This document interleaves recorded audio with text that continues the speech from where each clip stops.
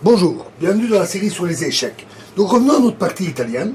E4, E5, cavalier F3, cavalier C6, fou C4, fou C5 jusqu'au piano, et C3.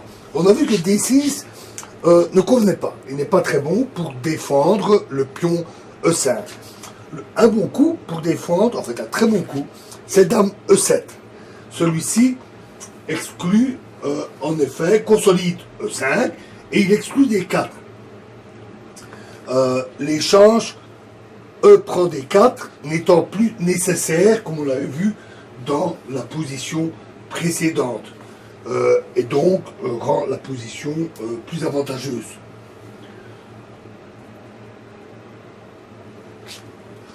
Notons que cette défense par Dame E7 est très ancienne. Elle est déjà répertoriée au XVe siècle. Donc déjà, à l'époque, ils avaient bien analysé, compris cette position, ce qui est assez remarquable déjà à cette époque. À ce moment-là, D4, et donc E prend D4 n'est plus nécessaire, parce que après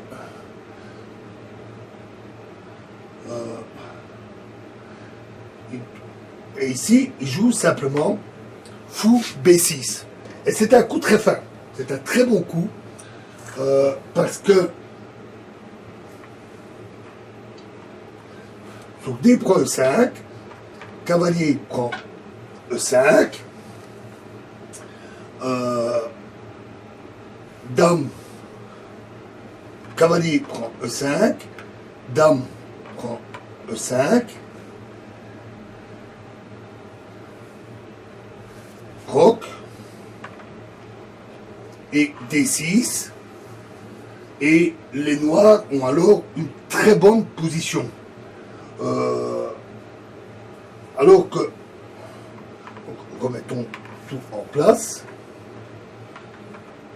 donc ils ne craignent plus la liquidation qui avait été annoncée avec le coup D6.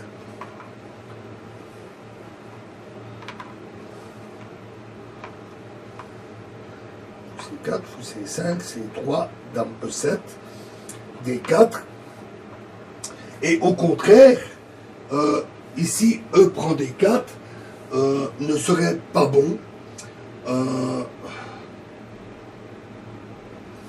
prend D4 parce que ça libère la tension au centre au profit, c'est évidemment dame E7 par le roi E7, ça libère la tension au centre au profit des blancs.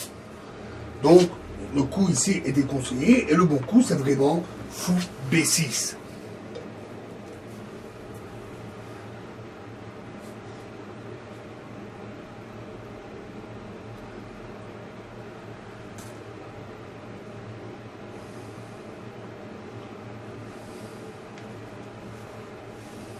Et après, donc, après le groc, ils peuvent carrément roquer, et au profit du pion sacrifié, cela donne même de bonnes perspectives d'attaque de la position noire. Notons qu'une tour ici, une fois le pion qui serait évacué donc des quelconques, la dame est très mal placée. Il y aurait un clouage de la dame et ce serait mortel. Donc le fou B6 est indéniablement le meilleur coup.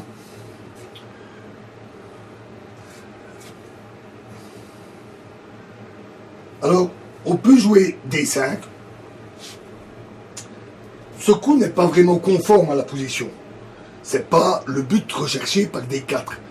Ce n'est donc pas un coup vraiment intéressant. À moins de continuer, après le retrait du cavalier, par D6, une espèce de gambit, coup intéressant, qui n'a pas été beaucoup étudié, qui n'a pas été beaucoup joué, et qui...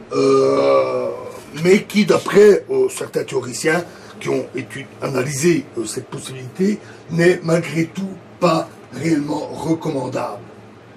Donc ici, les blancs vont tout simplement roquer. Le moment est venu.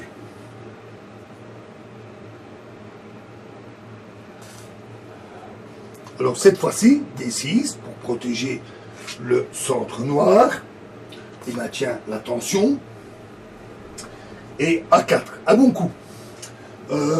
Il menace directement D5,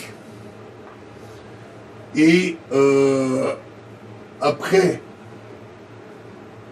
le cavalier en B8, le retrait du cavalier, il menace tout simplement A5. Et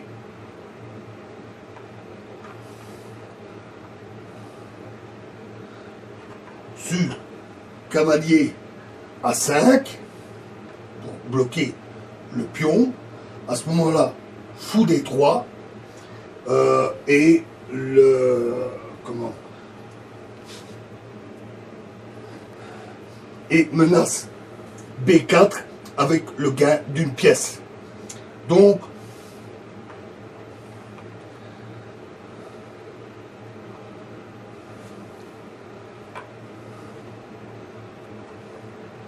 ce coup A4 est donc assez fort, donc il faut le contrer. Et la bonne manière de faire est A6. Alors, on peut aussi jouer A5, mais cela affaiblirait la case B5, qui est déjà bien contrôlée par les blancs, donc ce ne serait pas une bonne idée. A6 est suffisant. Alors, ici B5 n'est plus utile, mais H3. H3 devient un coup très fort. Très bon coup, parce qu'il évite le fou G4 qui vient clouer le cavalier, alors que les blancs ont déjà roqué. C'est un coup prophylactique, mais très fort. Et le fou G4 ici, non seulement clouerait le cavalier, mais renforcerait la pression sur D4, avec cavalier, fou et pion, le cavalier étant hors jeu à cause du clouage. Donc le H3 est un coup prophylactique vraiment indispensable. Cavalier F6 achève le développement. Tour E1, roc.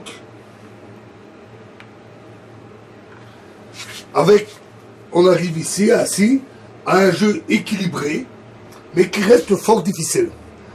Pour mener ce jeu, qu'on soit blanc ou noir, il faut de bonnes analyses tactiques et il faut une bonne connaissance stratégique pour mener cette position qui reste fort difficile.